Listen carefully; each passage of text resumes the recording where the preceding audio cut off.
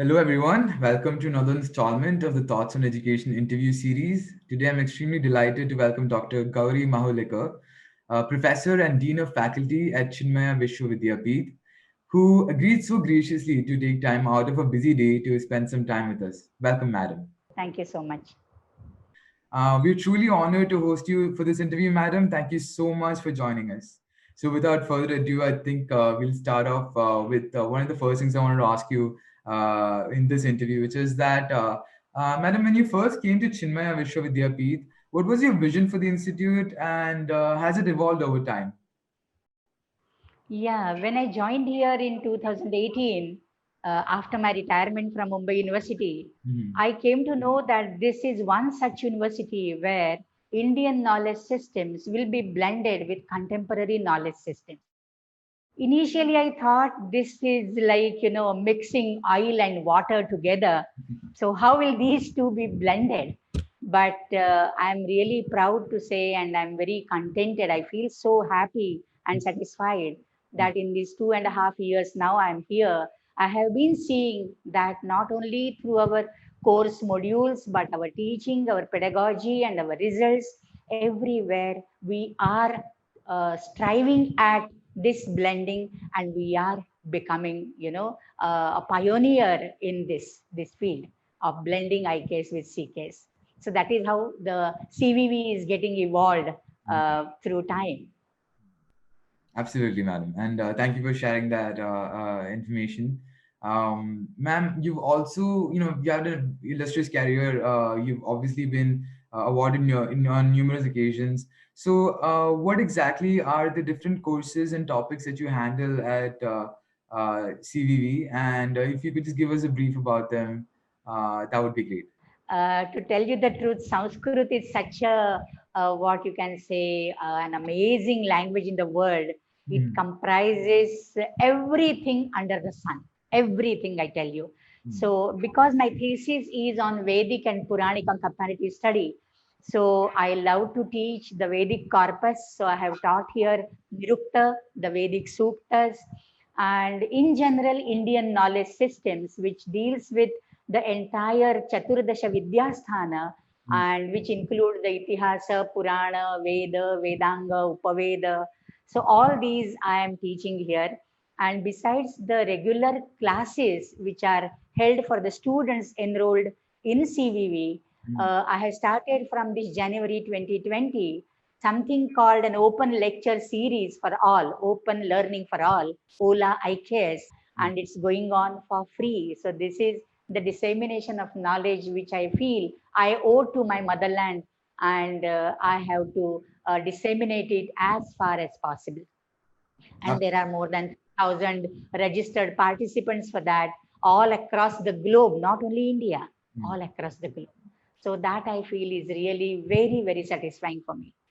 Absolutely, madam, and I applaud your efforts toward making education accessible and like coming from someone who is as acclaimed as you, that information should not be reserved for a select few. Education, if it has to have an impact in the world, it has to be accessible, right? Enhancing the cost of education by widening the spread. So that is truly something nice to hear. So thank you for. And that would include Sanskrit classical literature as well. Mhm. I am a big fan of Kalidasa's literature, Mhm. big fan of connoisseur of Mahakavi Bhasa's plays. So Mhm. I have been giving lectures on Kalidasa's dramas, Mahakavi Bhasa's dramas, and anything which falls under Indian Sanskrit classical literature per se. So that is also another thing besides Ramayana. And there are so many things. Life is too short to learn all these things. Ma'am, also, I just want to ask you, in your opinion, what should be Chinmaya's top priority over the next 10 years? Yeah, that's a very good question. And I think this deals directly with the strategic planning for the university from the management side, right? Mhm. And Chinmaya would like to have proficiency and expertise in some areas for definitely. Specifically, I would say number one is education field. We want to have a teachers training program, a very robust teachers training program in Chinmaya. We started BSc, B.Ed and BA, B.Ed from this year. BSc with mathematics and BA with English literature. And we want to expand it to BA, B.Ed in Sanskrit or social studies.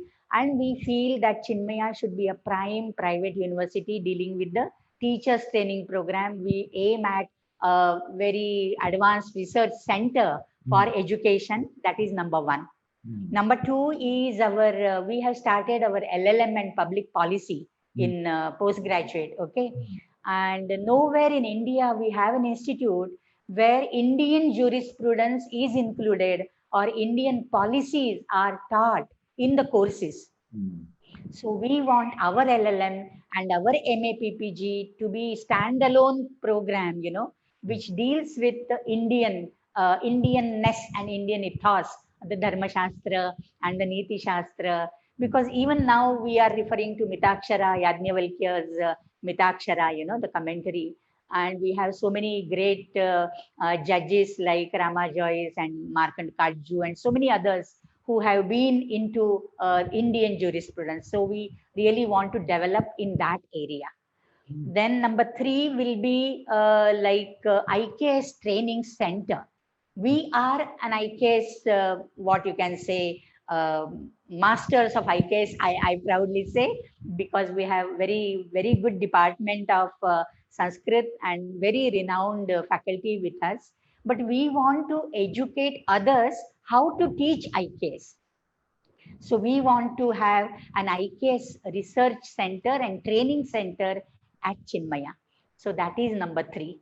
And number four, I would say, we have started the vocational studies also from this year, like BVOC in data analytics and BVOC, MVOC in tourism and hospitality and renewable energy management. Now, all these are so very contemporary streams, right? But we want to bring in the ancient Indian scientific literature into the realm of these vocational courses as well. So this will also be a very unique vocational BVOC, MVOC program from Chinmaya. So that's what we really aim at for these next 10 years. At least these four areas we will certainly try to concentrate upon more. And besides that, psychology. In psychology, it's all the Western psychology. There is no positive Indian psychology which is dealt with. No Patanjali Yoga Sutra, no Vedanta, the consciousness studies. We have so much of that, and we want to integrate that with the modern psychology. So that is also. So these are the five areas in which we really want to progress and carve our name in the history of higher education. Absolutely, madam. And when it comes to some of the things you said, I like most people, I think, who are watching this, we're like a layman, so I don't really understand some of the terms. You had mentioned something about IKS. Could you, for the viewers who are not well versed with that, could you explain a little more about what that is? Yeah, sure. That's a topic very close to me and to CVV. So IKS is Indian Knowledge Systems or Indic Knowledge Systems. And this basically comprises of all the Ashtadasha or Chaturdasha Vidyasthana, I will say, 14 lores of learning or branches of learning. They comprise 4 Vedas, the Rigveda, Yajurveda, Samaveda, Atharvaveda. Okay. Then there are 6 Vedangas, the ancillary or the sciences through which Vedas could be understood in a better and scientific manner. They are Shiksha, Kalpa, Vyakarana, Nirukta, Chanda, Jyotisha. So these are the 6 Vedangas, making it 10. Okay. Then there are 4 Upangas like Nyaya, Mimamsa, Dharma Shastra and Purana. So that makes 14. And then there are 4 Upavedas. Of every Veda, there is one Upaveda. For example, for Rigveda, the Upaveda is Ayurveda. For Yajurveda, the Upaveda is Dhanurveda, the ancient Indian warfare science, especially archery, Dhanurveda. Then for Samaveda, it is Gandharva Veda, Natya Veda, the music, dance, drama, the performing arts, basically. And for Atharva Veda, it is either Artha Shastra or Vastu Shastra. So these are 4. So making it 8. Right? Okay. Yeah, these are 18 Vidyasthana. That is the science, the branches of learning So Indian knowledge systems, IKS in all, will comprise these 18 basically. Got it, madam. Okay. Yeah, This is this is unaware of this. all I tell you. You can't even imagine. And besides that, there is a very vast treasure of empirical scientific literature. Hmm. We have empirical scientific literature in chemistry, in metaphysics, physics, then mathematics, geometry, geology, then architecture and agriculture. So all these will also be part of this, besides the six systems of Indian philosophy. Got it, madam. Sankhya, So, Yoga, Nyaya, Vaisheshika, Purva Mimamsa, Uttara Mimamsa. So this is a vast treasure which we have inherited without doing anything, and we are not doing justice to that. absolutely, absolutely. I feel like I've gotten actually, this was not something that I was aware of prior to this interview. So, from my understanding, please correct me if I'm wrong. KPS is a system of education much like a university, but it's all inherited information from our traditions, from from the Indian Vedic culture, and it has like sub branches. So it goes from your chemistry to physics, to even business, to the art of warfare, to music. So it's like it's a university, but the courses and the curriculum has been passed on to us from our forefathers. Is that right? Is that a fair definition? Exactly. For example, when we talk of Indian knowledge systems, people think, oh, there is only yajna and you do something swaha, swaha, and offer the offerings. Hmm. But how to build that yajna vedi, that altar? There is a lot of geometry involved in that. I may tell you in the Baudhayana and Katyayana, Shrauta Sutra and Shulba Sutra, we have the first example of what we have learned as a Pythagorean principle.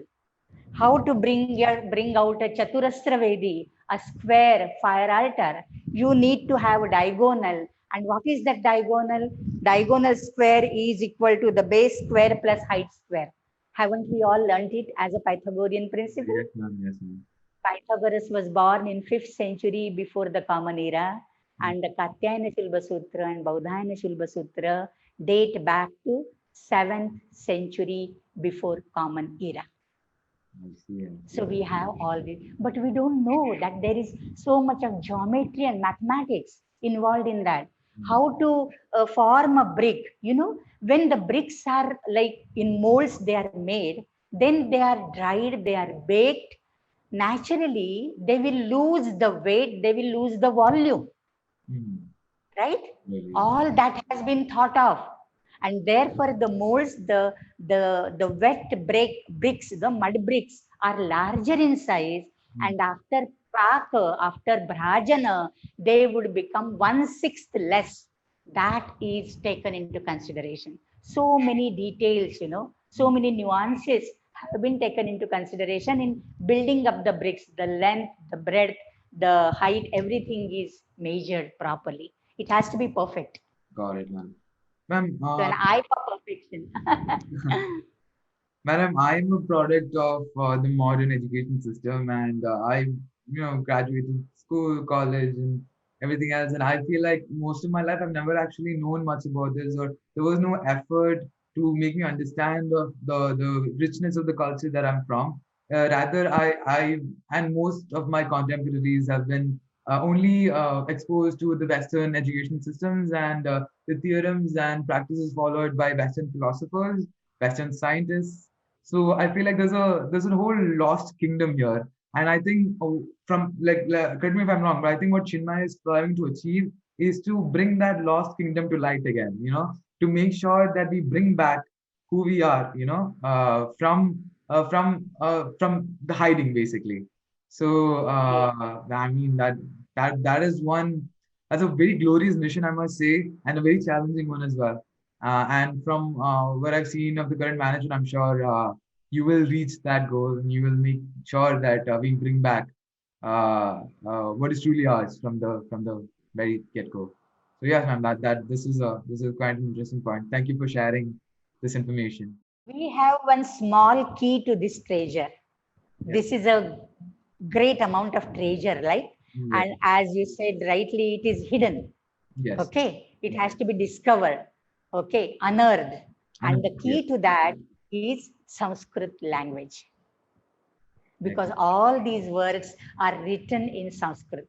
And therefore, in Chinmaya, Sanskrit is a compulsory language for the UG programs. Every UG graduate, whether he is learning for BCom or BBA or psychology or education, Mm. Sanskrit is a must, because this is the key. The Got it. key is lost to us because we don't care for Sanskrit. If we have that key, we can वो ताला खोल सकते हैं हम, you know. Understood. Yes. Madam, I was asking some of these works that you had mentioned, the 14 sub principles and all that, have they been widely translated into other languages, or are they still in their original context or original text? They are translated. All the Vedic corpus has been translated. Mm. And I may tell you there is one big series called SBE, Sacred Books of the East. Mm. That series, it has got 50 volumes, and Mm. all these, including the Samhitas, the Brahmanas, etc., are translated. We have good Upanishads translation from Chinmaya Mission, from the Ramakrishna Mission. All the Swamijis have done enormous work on that. And the Rigveda Samhitas, the Brahmana, the Upanishads, everything is translated. We find all the translations. Ma'am, so you have this interesting base of knowledge, and what is the pedagogy in your institute? What are the different teaching methods you employ to make sure that this is given off in the best way possible, this information? Yeah, this is also a very relevant question, especially in the field of education, Hmm. and we are into higher education. So normally, in all the education institutes, lecturing is the only mode, Absolutely. right? Yes. The teachers come to the classroom and blah blah blah blah blah for say 60 minutes, then go away, and hardly we have any measurement. How to measure whether the student who Hmm. has been addressed has understood that.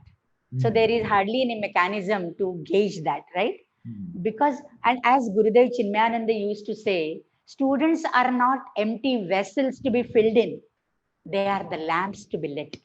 So it is not that you come to the classroom and pour the information, bombard them with the information. So Hmm. we don't believe only in the lecturing mode. What I'm coming to that, our pedagogy, it's not only lecture mode. There are so many discussion point of view. So suppose there is one lecture on IKS now, suppose, and then there will be one big question for that. What is IKS? What do you understand by IKS? And what is the relevance of IKS? We'll make different groups of the students. Hmm. Okay. And then we give them a problem and ask them to discuss that. So there is a group discussion. There is something, which triggers them to think, analyze the content, because otherwise it remains on the level of information. Hmm. Unless you analyze that, it won't be called a wisdom. Got It it. will become a piece of data collection for them. So Hmm. it's not only data collection which we believe in, and therefore we want them to think, we want them to debate. There are pros and cons. We make two groups. So there are group discussions, there are presentations, there is a flipped class mode. We send them certain videos and ask them to come prepared to the class, and then take up the discussion ahead and the presentations done by the students, so that they also gain some confidence. The Understood. student who enters in CVV in the first year, Hmm. and when he exits, there is hell of a difference, lot of a difference when he leaves, because lot of confidence he gains during this, because the poorest and the weakest of the child also, Hmm. we inspire everybody. There is a spatial tutoring. There are some spatial classes for them. We have student mentorship also for them. For the weaker students of first year, there will be a strong student of second year who will be mentoring.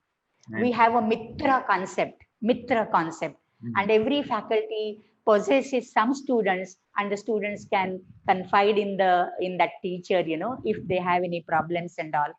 Hmm. So similarly, we have the academic side also, advisement scheme is there. So there is a guru, there is a mitra. So in lot many things, we help the students to come out. So these are all the pedagogical methods, not only lecture. Absolutely, absolutely. So that makes sense, ma'am, because you also focus on peer learning rather than just faculty-student relationship, right? And that's very important. One of the biggest pros of going to university is for the peer learning as well. Because I feel like in today's world, you can get a lot of knowledge online, but what you can't get is a community and a culture and an environment that enhances your knowledge. And that includes your friends, your peers, and all that. So I applaud you on your efforts to make sure that that also happens in your university. And thank you for sharing that information, ma'am. Oh, very nice Sanskrit shloka on this. Okay. I just remember that whatever is taught to the students, he learns only 1/4 from the teacher. Mm. Acharyat padamadatte. Padam sabrahmacharibhyaha. Another quarter, he learns from the fellow beings, from the peers, as you said, right? Yes, yes, ma'am. Third, he learns by his own swadhyaya. He Mm. has to mull over it, he has to ponder over it, contemplate on it, and then bring out the essence out of that, right? So that is the third quarter. And the fourth one, he will get it by the life's experience. It is an experiential learning, which is, a key pedagogy in the education system. Absolutely. Experiential learning. Absolutely, I agree with you 100%. I want to ask you, so there are obviously viewers watching this interview who are probably, past their schooling. They're trying to figure out what exactly is the next step in their career. And they're currently at the crossroads, as you might say. What advice or suggestions would you give this current youth and these aspiring students? Yeah, that's again a very relevant, timely question because today's youth who are coming to higher education institutions, Mm. they are looking for their livelihood. They want a job. They want to be placed nicely where their knowledge which they've acquired would be put to use. Okay, so that is one part, livelihood or living a life. But is there, I mean, there is a living, but is there a life principle in that? So here in CVV, what we are aiming at is not only the professional skills which are enhanced during their multiple courses of core courses, major, elective, but we also cater to the minor courses which fulfill their passion, their liking. For example, a BCom student, he wants to do BCom because he wants to do further CA or CS and gain a good job and all that. But his passion may be for singing. His passion may be to learn philosophy. And where in other universities you get a chance of this, No, you're right. right? Yes. In Chinmaya University, we have almost 30 to 40 courses which we term as minor courses, and every graduate student has to take minimum six minor courses on his transcript before he graduates. So that will give him the life principle, something which, when he is alone, he can have his own life satisfaction. He can immerse in his own passion, and will not be frustrated or too much taxed or too much stressed out, which we see nowadays. People are stressed out doing their jobs from 8 in the morning to what I mean. The returning time is not sure, Yes, absolutely. especially in the corporates, right? So even the nights also they have to stay back in their offices and do the work. Where is the life principle for them? So this will provide them a good component of how to live a life, how to live a contented life. So that also I feel, and therefore I think I would rather tell the today's youth that don't just look for livelihood, look within and look for the life principle, what you really feel contented with, go after that. Many times it is satam hi sandeha padeshu vastushu pramanamantah karana pravrittayah, as Kalidasa said in Shakuntala. When we are getting perplexed and confused what to do, what not to do, like Hamlet, to be or not to be, Yeah. what you have to listen to is your inner voice. So that will come through yoga, through meditation, through some spirituality, purity, which are the core pillars of CVV. So every person, he has to be, he has that spirituality because every person is part and parcel of that divine. so that there is divinity in that. That divinity has to bloom out. In Chinmaya, we take care of that. So it's not a promotion that come to Chinmaya, but every person has to feel that divinity within him and try to nurture it and try to bloom it. That will make him happy and contented. Otherwise, he will end up in, earning money and not having time to enjoy that money.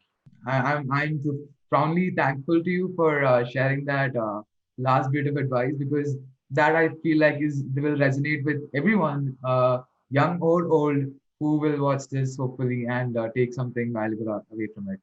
And well, unfortunately, we've come to the end of the interview, and I want to just say thank you on behalf of myself and Team College India for taking the time out and saying all these fascinating things about topics that we have very little background on, and also for imparting the kind of advice that will resonate with the student community at large, who hopefully will be watching this. Thank you so much, madam. Thank you. Thank you, Hariom. Hurry up.